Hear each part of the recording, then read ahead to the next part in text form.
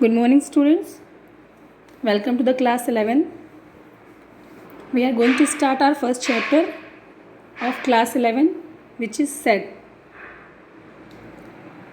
So today we will start this chapter. Let us see what is set and how do we represent the set. Set word आपने सुना होगा, किसी भी object का set यानी collection, dinner set, necklace set, बहुत सारे ऐसे टर्म है जहाँ आपने सेट वर्ड सुना होगा. You know about the word set, है ना. Set is the collection of objects. Maths में कैसा कलेक्शन होता है कि उसको हम सेट कहते हैं. जैसे अगर हम नंबर्स का कलेक्शन कर लें, नेचुरल नंबर्स की कलेक्शन, वो एक सेट हो गया. अल्फ़ाबेट्स का कलेक्शन कर लें, वो एक सेट हो गया. वॉवेल्स का एक कलेक्शन बनाया, वो सेट हो गया. तो set is a collection of well defined objects. Well defined की इस वर्ड को हम बाद में एक्सप्लेन करेंगे. तो इसमें आप देखो कुछ एग्जाम्पल दिए हुए हैं. Odd natural number less than 10, 10 से कम 1, 3, 5, 7, 9, ये एक सेट है. रिवर्स ऑफ इंडिया, अब इंडिया में जितने भी रिवर्स हैं उनका collection. The vowels in the English alphabet. English alphabet में there are 5 vowels, A E I O U. Various kind of triangles. Triangles में बहुत सारे काइंड होते हैं, तो उनका एक कलेक्शन, वो एक सेट है. प्राइम फैक्टर्स ऑफ 210, तो 210 के प्राइम फैक्टर्स हैं 2, 3, 5, 7. तो इसमें 4 मेंबर हैं, 4 ऑब्जेक्ट्स का कलेक्शन होगा, ये भी एक सेट है. तो ये जितने भी एग्जाम्पल्स दिए हुए हैं, इसमें जितने भी ऑब्जेक्ट्स का कलेक्शन है वो वेल डिफाइंड है. तो ये set is a collection of well defined objects. अब मैथ्स में कौन कौन से कुछ स्पेशल सिंबल्स हम यूज़ करते हैं. Set of all natural numbers के लिए capital N, set of all integers के लिए capital Z, set of all rational number के लिए capital Q, set of real number के लिए कैपिटल R, पॉजिटिव इंटीजर्स के लिए Z plus, set of positive rational number के लिए Q plus, positive real number के लिए R प्लस. ये कुछ कॉमन हैं जिन्हें इन नोटेशंस को हम यूज़ करेंगे. अब आप देखो सेट को रिप्रेजेंट करते हैं कैपिटल लेटर से. Capital A, capital B, capital C, capital X, Y, Z, W. तो जब भी आपको सेट को रिप्रेजेंट करना होगा, you will use capital letter. और जो सेट के एलिमेंट्स होंगे, जो मेंबर होंगे, जिन ऑब्जेक्ट्स का कलेक्शन सेट होता है, तो उन मेंबर्स को या ऑब्जेक्ट्स को हम स्मॉल लेटर से रिप्रेजेंट करते हैं. तो कभी भी सेट का एलिमेंट अगर शो करना है तो you will use small letter. अब आप यहाँ पे देखो लिखा है, if small a is an element of the set A, we say that A belongs to A. अगर किसी सेट का कोई एलिमेंट उसका मेंबर है तो उसे हम कहते हैं कि that element belong to that set. तो यहाँ पे स्मॉल a अगर A से बिलोंग करता है, आप यहाँ पे देखो लिखा है A बिलोंग्स टू A. तो क्या होगा, अगर A कैपिटल A से बिलोंग करेगा, इसके लिए जो सिंबल यूज़ होता है वो ये यूज़ होता है. आप देख रहे हो कि यहाँ पे एक सिंबल बना हुआ है, एप्सिलॉन इसको बोलते हैं, जो E के शेप का दिख रहा है. तो कोई एलिमेंट अगर किसी सेट से बिलोंग करेगा तो आप ये सिंबल उसके बीच में यूज़ करोगे. जैसे यहाँ पे लिखा गया है A बिलोंग्स टू A, यानी कि small a is member of capital A. और अगर बिलोंग नहीं करता है तो उस एप्सिलॉन को क्रॉस कर देते हैं. जैसे ये लिखा है B doesn't belong to A, यानी B is not the member of A. तो दोनों चीज़ें क्लियर हो गई. सेट को कैपिटल लेटर से शो करते हैं और उसके एलिमेंट्स को या मेंबर्स को हम स्मॉल लेटर से शो करते हैं.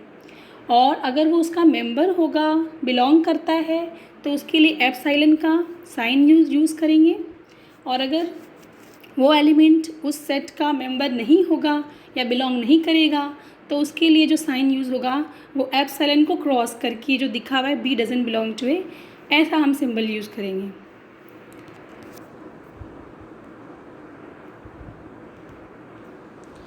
अब आप देखो सेट को रिप्रेजेंट करने के कौन से मेथड्स हैं। तो there are two methods of representing a set. First one is roster और tabular form, second is set builder form. अब रोस्टर और टैबुलर फॉर्म क्या होता है? जब सेट के एलिमेंट्स को हम कॉमा से सेपरेट करके पैरेंथेसिस के अंदर लिखते हैं तो उसे हम कहते हैं कि वो सेट का रोस्टर फॉर्म है। जैसे आप यहाँ देख रहे हो एग्जाम्पल में, यहाँ 2 4 6 there are 3 elements here in this set 2 4 6। तो यहाँ पे 3 ही मेंबर हैं इस सेट में, 2 4 6। तो हमने क्या किया है, तीनों को लिख दिया है, बीच में कॉमा का साइन है और पैरेंथेसिस के अंदर किया है। तो ये जो मेथड है इसे हम कहते हैं टैबुलर फॉर्म या रोस्टर फॉर्म। अब set of all natural numbers which divide 42। अगर आपसे पूछा जाए कि वो नेचुरल नंबर्स बताइए जो 42 को डिवाइड करे, तो इसमें आएगा 1 2 3 6 7 14 21 42। तो इसको अगर सेट के फॉर्म में लिखना है तो सारे फैक्टर्स को लिख दिया हमने, उसके बाद उनको कॉमा से सेपरेट किया और पैरेंथेसिस से क्लोज कर दिया। तो ये चीज़ ध्यान रहे, सेट को हमेशा आप मिडिल ब्रैकेट, करली ब्रैकेट या पैरेंथेसिस के अंदर ही लिखोगे, कभी भी स्मॉल ब्रैकेट या बिग ब्रैकेट नहीं यूज़ करना है, पैरेंथेसिस यूज़ करना है। अब यहाँ पे आप ऊपर वाली लाइन पढ़ो, in roster form the order in which the elements are listed is immaterial, thus the above set can be represented as 1 3 7 21 2 6 14 42। Means roster form या टैबुलर फॉर्म में जो भी सेट में मेंबर्स होते हैं उनको आप किसी भी ऑर्डर में लिख सकते हो, उनके ऑर्डर से उस पर कोई फ़र्क नहीं पड़ता। बस ये है कि उस सेट में वो एलिमेंट एक ही बार लिखा जाना चाहिए, that should not be repeated. ऐसा नहीं करना चाहिए कि हमने एक ही एलिमेंट को 2 या 2 से अधिक बार लिख दिया। अगर उस सेट का कोई पर्टिकुलर मेंबर है तो वो केवल एक बार लिखा जाएगा। Set of all vowels in English alphabet is AEIOU। ये भी रोस्टर फॉर्म में लिखा गया है या टेबुलर फॉर्म में, क्योंकि इसमें कॉमा लगा के पैरेंथेसिस के अंदर हमने एलिमेंट्स को क्लोज कर दिया है। Set of odd natural numbers, इसमें बहुत सारे एलिमेंट आएंगे। ऑड नेचुरल नंबर 1 3 5 7 9 है ना, इनफाइनाइट नंबर्स आर देयर। तो डॉट डॉट डॉट करके उसको हम छोड़ देंगे, फिर पैरेंथेसिस से क्लोज कर देंगे। तो ऐसा सेट जिसमें फाइनाइट नंबर ऑफ एलिमेंट्स होते हैं उसे हम कहते हैं फाइनाइट सेट। जैसे आप ऊपर देख रहे होंगे AEIOU, there are 5 members in this set, so this is finite set. Whereas जो नीचे वाला है लिखा 1 3 5, इसमें तो infinite numbers are there, so this is infinite set. So depending upon the number of the members of the set, तो there are 2 types of set, finite and infinite. अब आप इसमें देखो लिखा है, it may be noted that while writing the set in the roster form an element is not generally repeated. All the elements are taken as distinct. Distinct मतलब कि उसको unique लेना है और केवल एक बार लिखना है। For example the set of letters forming the word school. अब स्कूल में वर्ड्स में कितने लेटर्स हैं? SCH, 2 bar O and L। तो अगर स्कूल वर्ड के लेटर्स का सेट बनाना है हमें, तो इसमें कौन कौन से लेटर्स हैं? SCH O और L। There are 5 members in the set. ऐसा नहीं करना है कि O को आप 2 बार लिख दो क्योंकि इसमें दो O है, नहीं, O केवल एक ही बार लिखा जाएगा। अब उसको आप किसी भी ऑर्डर में लिखो, जैसे यहाँ पे SCHOL लिखा है या HOLCS लिखा है, that is immaterial. Both are same because members जो इनके हैं वो इक्वल हैं।